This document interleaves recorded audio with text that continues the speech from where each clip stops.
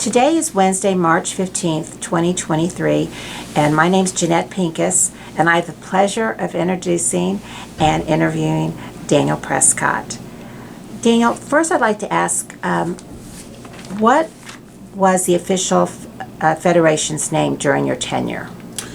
Well, the official name is Jewish Federation of Greater Dallas, but the moniker might have been JFGD or the Fed, but Jewish Federation of Greater Dallas was our official name. Okay, and what was your title? I was board chair, chairman of the board. I was called lots of things, but the clean one is board chair. Okay. And what years did you serve? 2015 to 2017. Okay, thanks. Now, going back just a little bit, what got you to become Federation Chair? A little bit about your background and things. Wow. So, my first Federation, even knowledge of Federation, outside of, I did a few solicitations in college just because it was the right thing to do, was when I asked George Tobolowsky, when I first got to Dallas, what I should get involved in. And he suggested the Young Businessmen's Division of the Federation. I didn't know the Federation, and the Young Businessmen sounded interesting, so I went and joined, became a committee member, and then my first chairmanship was with Jack Getz of the Young Businessmen's Breakfast Forum. So after that was in the mid-'80s, early to mid-'80s, after that I was asked to serve on the board, and that started in pretty much the late 80s, early 90s, and at that point, Stan Rabin, shortly thereafter, became board chair, and that was the time when the board had 80 people on it, and it was so large. But I was just astounded that somebody could be the CEO of a Fortune 500 company and still had time to be the board chair of the Federation. And I loved the community aspect of it. So I said at that point I would continue to participate and try to even participate more as a volunteer within Federation. Didn't have the resources to give much back financially, did what I could do. Starting young and having a young family, didn't come from resources, so it took me a while before I was able to have my giving catch up with my volunteerism. So that was really the start of my Federation journey. I'll never forget, after chairing the Young Businessmen's Division, I think I was 33 years old at that point, I got a phone call from Stan Rabin, and he and Harriet Hoffman, and I believe the Fed executive at the time, wanted to have lunch. And I remember we were in Prescott Center, and I said to my brother, who's also my business partner, that I think they're going to ask me to chair the men's division. I'm 34 years old. There's no way I'm old enough to chair the men's division. I have to figure out a way to politely say no. And so we sat down at lunch, and I was wrong. They didn't want me to chair the men's division. They wanted me to chair the whole campaign. And they talked me into it. And it was so much fun, but so much work. And for a 34-year-old guy, just turned 35, chairing the entire campaign for the whole community, it was a big step, but I loved it and kind of had me hooked at that point. Okay, before you started with the Federation, what other things had you been doing? So before I started working with the Federation, before I became chair? Before you became chair, I know if you were active in other organizations and things. So what people probably don't know is in the mid to late 90s, I was in line to become Fed chair. I was in my 40s, early 40s, and Akiba Academy was going through a major crisis. So I agreed to step out of the leadership ladder at that point and move right into chair at Akiba Academy. There was no succession to it. I just went in and tried to stabilize Akiba Academy. After that, I came back to the Federation and was back in line to become Fed chair again, and then the JCC had its catastrophe. So once again they called and asked me to step out of the Federation lineup and go into the JCC, and a whole team of us came in and took over the JCC leadership, and then about a year and a half later I became board chair of the JCC and stayed in that role for a while. I went back and actually went to Yavna Academy because they had some issues, So I stepped in at that point at Yavna to become board chair there, and then come back to the Federation and become board chair after my stint at Yavna. So that was kind of the journey. It was start and stop and stop and start. Quite a bit. Okay. What you've mentioned some names already that you worked with. What other leaders during your tenure that you had at Federation that you remember? So at Federation, I had a wonderful officer group. I had, Mark Creditor, Cindy was my immediate past chair. Mark was a delight. AJ Rosemarin, Eric Pinker. I had Pam Fine. I had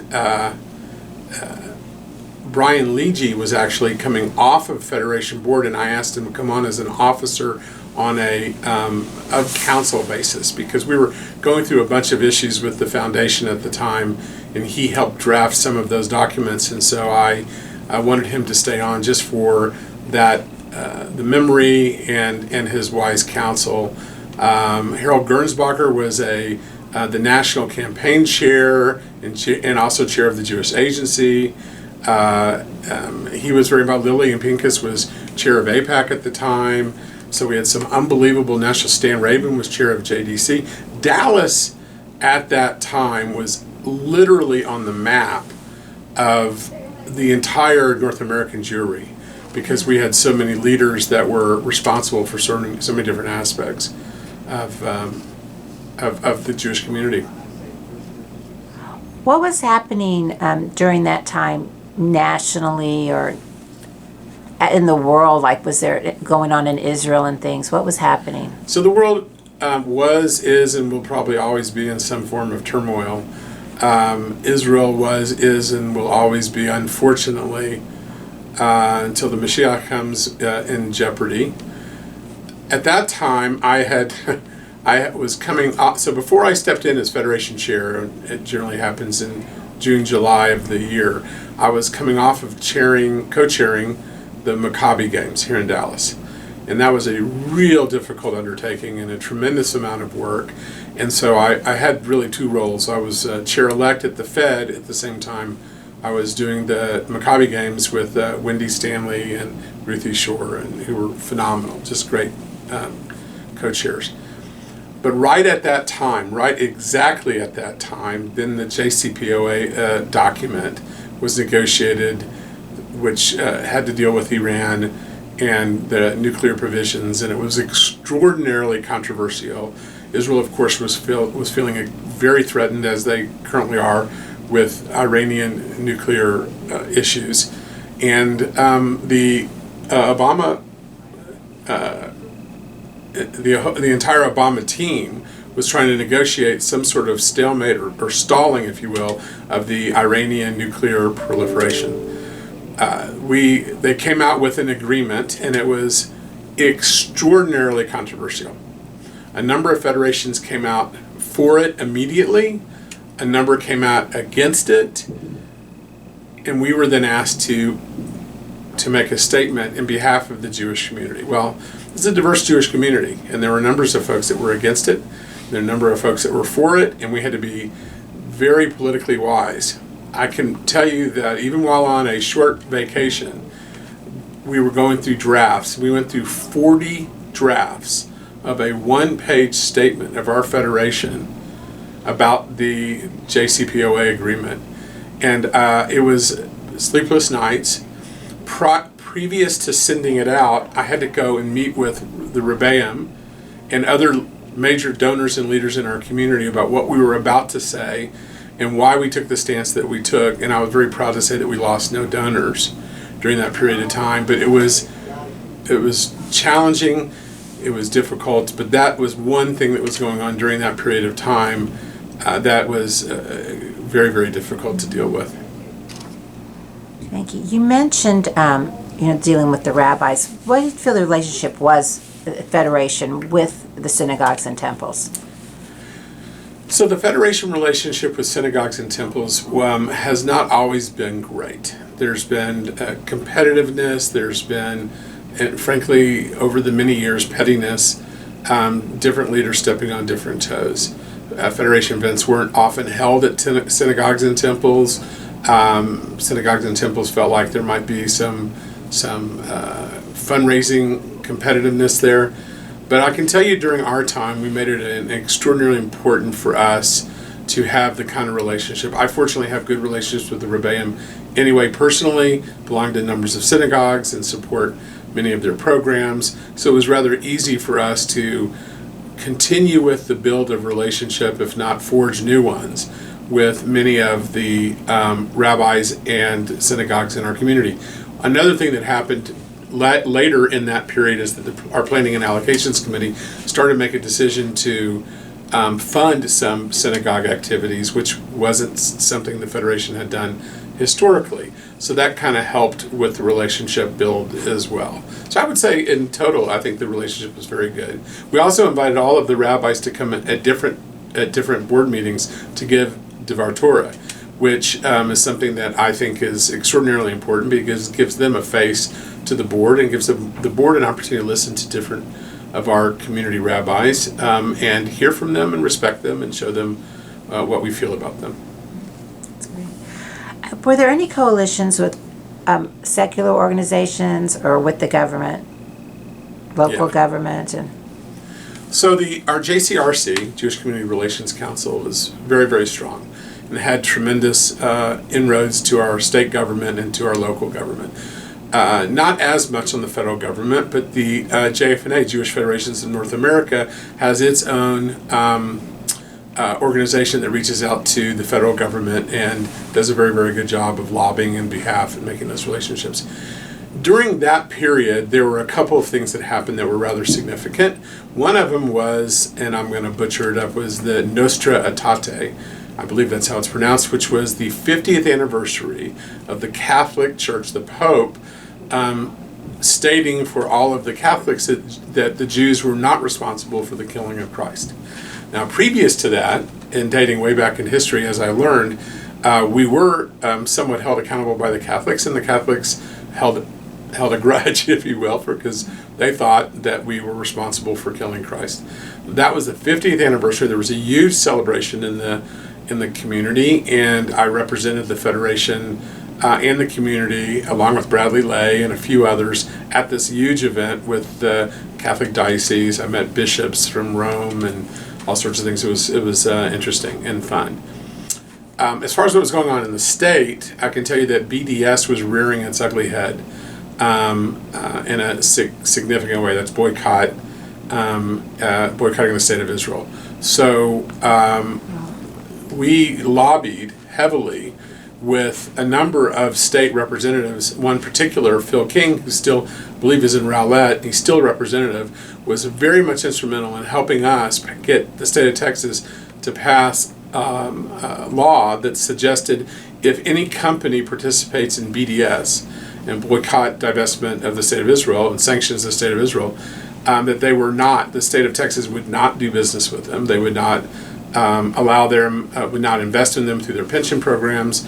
It was very clear, very cut and dry, and that happened during that 2-year period, and I was very, very proud of that. We actually put together BDS committees. We went out and talked to colleges. We had a task force that went down to the UTexas Hillel and visited with students about what they were experiencing so that we could really understand what was happening in our college campuses. In fact, we helped the UT students defeat a BDS motion that was made by the anti-Israel portion of the student government, and we helped educate them and fund them to defeat that bill so that pro-Israeli students, Jewish students, could feel comfortable on campus. what other changes did you feel like the Jewish community experienced in Dallas? So Jewish community in Dallas is so interesting to me because it has its element of history, but it's significantly spiced with the newness. There are so many people moving to this community. Unlike so many other Jewish communities, we have so many people moving to our community, and they're hard to identify. They don't necessarily self-identify. The synagogues and the temples aren't growing at rapid paces, so these people are choosing not to affiliate or to affiliate in different ways. That's been a challenge It was a challenge during my term. It's still a challenge. How do we connect? How do we bring these people in? So that was part of the growth. There was also, we were coming off the tails of some difficult times within Federation. Cindy took over after a period that was rather difficult, and there was still some mistrust that we had to continue to try to build towards. It's important for people to feel the donors. The way we looked at it, and the way I looked at it, was that our donors are really stakeholders. In addition, they're really stockholders, if you will. They're funding and fueling what we try to accomplish. And if they don't see the transparency, if they don't feel trust and faith in the organization and the leadership, then they're less likely to want to participate or to suggest that others participate. One other area that I felt was very, very important, and I did spend a lot of time working on this as chair-elect previously, and then as board chair, which was governance. I'm a strong believer in good, strong governance that selects wisely its board of directors, its officers, governance that educates their board. I think board members that serve on the board deserve to walk away with an experience that they can use in their lives to take them further. And I think that's very important. That's something that we attempted to do back then, and we tried to accomplish that, which is a little unusual, unfortunately, in the nonprofit space. Okay. In relation to your time at the Federation, it sounds like you got to do a lot of things. Is there anything that really stands out that you're most proud of? So, I'm a community guy. I'm a big believer in the community. I'm a big believer in, I don't care if you're Reformed, Conservative, Orthodox, I don't care if you don't belong to a synagogue, that if you're a Jewish person in Dallas, Texas, you're part of the Dallas Jewish community. So for me, it was very important to make sure the Dallas Jewish community felt like the Federation was there for everybody, not for a segment. The one night that we had that was quite successful for 5 or 6 years did just that. We were able to bring together the Jewish community in a significant way. We could have fun while also doing philanthropy. Our whole goal was that people would get together, they would walk away saying, man, that was fun, and I didn't know the Federation did that. And that was our goal. That's all we wanted, is people to have fun, and I didn't know learn something about what the Federation and our community was doing that made them feel proud and want to participate further. The first one night, there was some resistance in the concept, and so we had to go out and I had to raise the monies necessary to underwrite it. The men's event and the women's event had been going on for so long, and they were really staid. They weren't having the success that people were complaining, and what can we do that's new and different. So we came up with the concept. First year we had 1,200, and I can't tell you how many people reached out to me and said, I heard it was unbelievable. I can't believe I missed it.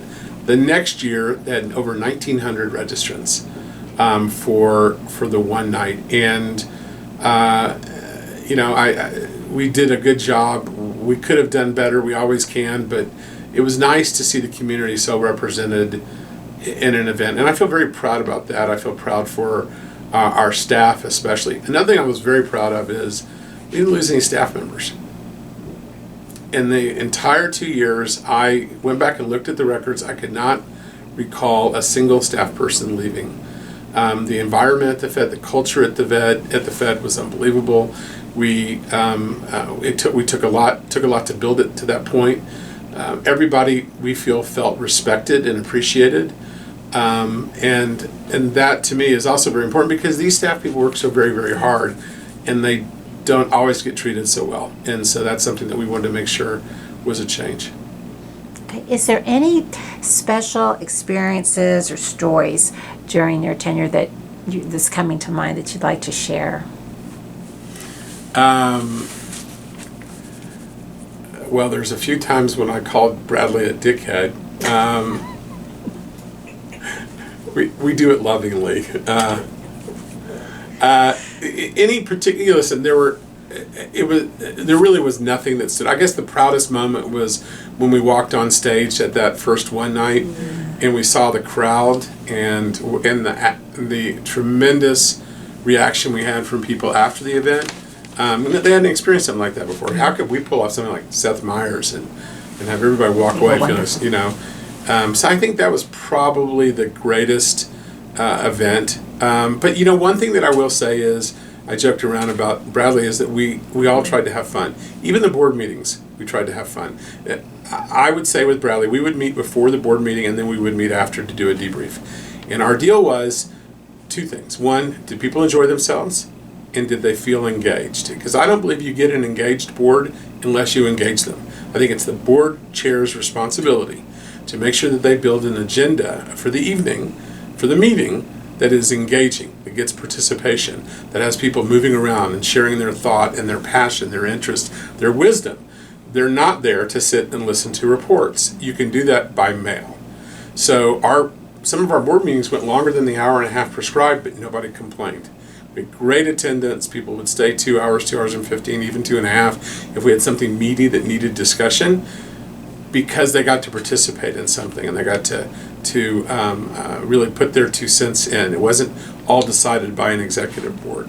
And to me, that was extraordinarily important. I think it's important for any organization to do the very same.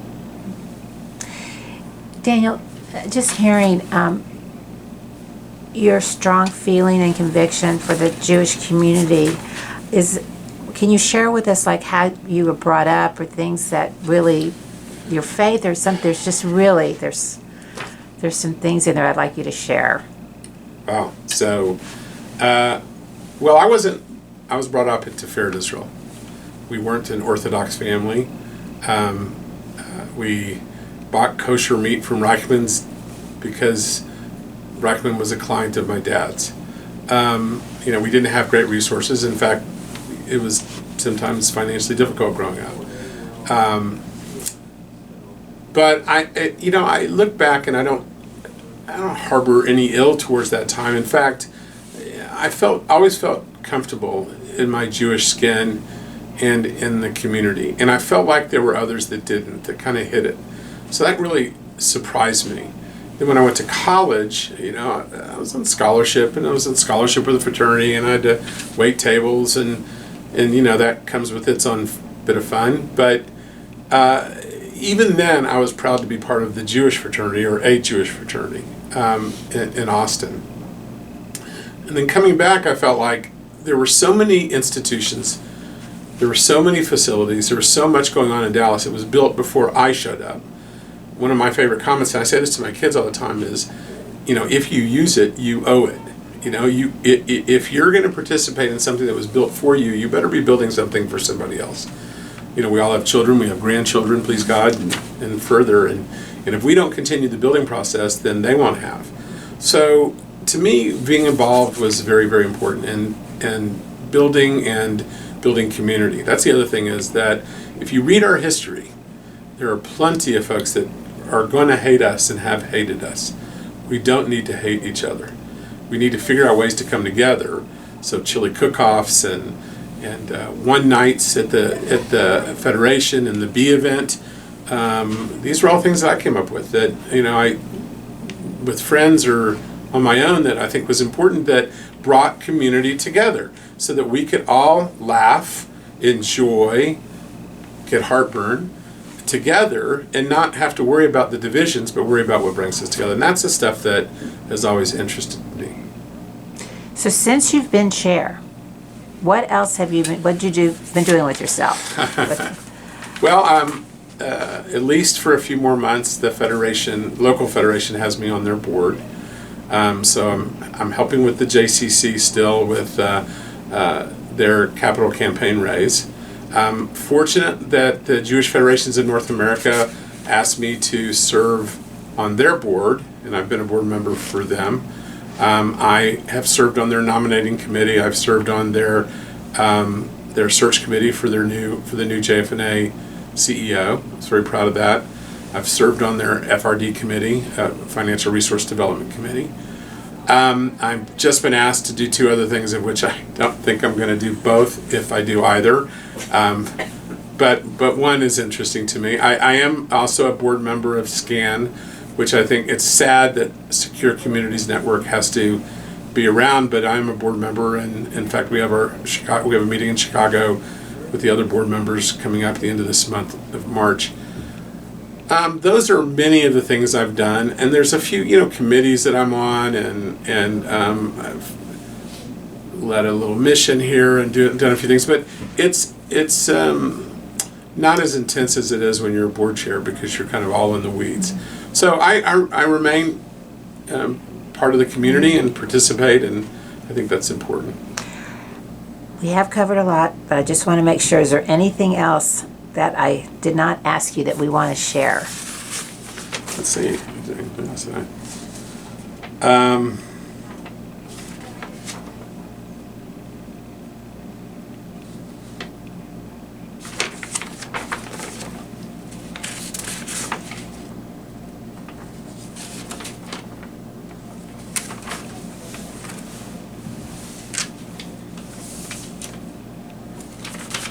I guess the only other thing that I would add is it's important for us as a Jewish community to continue to try to reinvent opportunities to engage other members. When walking in, one of the rabbis asked me a question. He said, he calls me David because that's my Hebrew name. He said, David, what do we need to do to bring the peripheral Jews into the fold? And I said, Rabbi, that's a question that's been going on for quite a long time, and it's going to go on for quite a long time. But we have to reach our hand out, and we have to do it in a way that's embracing and not in a way that pushes people away. And I don't think enough of us do that. I think we're sometimes very critical of those. Well, he doesn't or she doesn't participate. And it's not that they don't participate, it's so how do we invite he or she to the table? Tell you a quick story. So when actually about a year and a half before I became board chair, Robert Kaplan became the Fed chair in the Dallas District. We had a Jewish Fed chair, we've never had that before. And nobody had reached out to Robert Kaplan. So I remember saying to Bradley, I need to reach out to Robert Kaplan. I need to figure out a way to introduce myself to him and get in front of him. So I sent an email of apology about a year into my term to Robert Kaplan. Got his email address. And it basically said, I feel horrible. I'm the chair of the Jewish Federation of Greater Dallas, and I've yet to welcome you to the city. I just feel horrible about that. I would like to come down, just shake your hand, introduce myself in person, and just welcome you to the Dallas Jewish community. I didn't know whether, you do those sorts of things. Who knows whether it's about a month later, I get an email back from his assistant that said, Robert Kaplan would like to invite you down for breakfast with him. And I said, well, I would like to take him to breakfast, but I'm not used to. No, he would like to have breakfast. So I go down to the Federal Reserve. I'm sitting in this room that has a table that's for 26 people, 28 people. It's he and me and the one waiter. And the bacon and eggs, and I'm not a bacon guy, was sitting right in front of me. And he comes in, sits down, and we have the nicest visit. And he becomes a $25,000 donor, and just becomes, it was delightful. And it taught me that just reach out, and he still is a donor. In fact, he just spoke at a program for us, and he just sent me an email asking me to come to one of his programs. So when you ask for money, there's a tail on the other side. But he does some really worthwhile things, and it was a lot of fun. So I guess that's what I would say. Reach out, build community, and you'll be amazed at how much it can give back. So when I was campaign chair, I used to play racquetball at 3 o'clock on Friday afternoons with Rabbi Feigenbaum.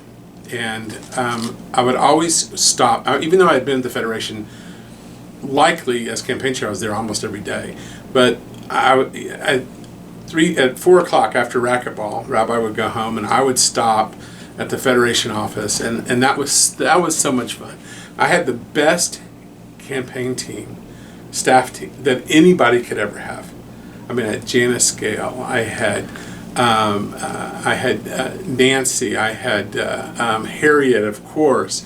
I had Laura Tsalakitis at the time, is now Laura Fine, and Susan Bindelin, and it was just it was really a tremendous fun team. And we would always, they would always stick around, and I would come in and I would put my feet up and we would laugh. And if I tell you, when when I was named campaign chair, I was asked to shake things up, right? So we did a lot of different things back then. But my first meeting with the campaign staff, I went to this place called Al's Pick and Pull. It's an auto salvage yard. And I cut off seatbelts for each one of the staff people. And I came in and I gave each one a seatbelt. And they didn't know what was I doing. I was giving them a seatbelt. And I said, I hope you've heard the phrase, buckle your seatbelt, we're in for a bumpy ride. We're going to be in for a bumpy ride, but boy, where we're going to go is going to be unbelievable. And we had such an increase in campaign that year because we did a lot of things different. You know, it wasn't the same old, same old. And they still remind me of that. I still talk to them all, and they still remind me of that time. And there's a lot of fun. It was a lot of work. It was very difficult, very strenuous the entire time, and testy. There were some people that could get really ugly, but it was fun. And if you can't make, last thing I'll say is, if you can't make volunteerism fun, it's gotta be fun because people are giving their time, and what is more precious? So that's what we have to do. You have to laugh, you have to enjoy yourself, you have to feel accomplished, so you can go and accomplish more. I have a question. Can I ask a question? Yes. Now that you've had all this experience in being these different chairs and leadership, do you find time and do you have an interest in mentoring people to follow in those footsteps? Well, I do spend a lot of time talking to younger folks, and I still actually spend a lot of time talking to current leaders. There's a number of leaders that are chairs of different Jewish organizations local. I have been asked to go and speak at federations around the country, and I've done a few of those. You know, I found myself, as much as I enjoy the national scene, I much prefer the local scene because this is my home. I'm born and raised in Dallasite. Yeah, I do like to, I don't want to call it mentor, I like to just be there. Somebody was there for me. A number of somebodies was there for me. It is our obligation to be there for others, but not to be there in a way that tells them what to do, just gives them insight, brainstorms.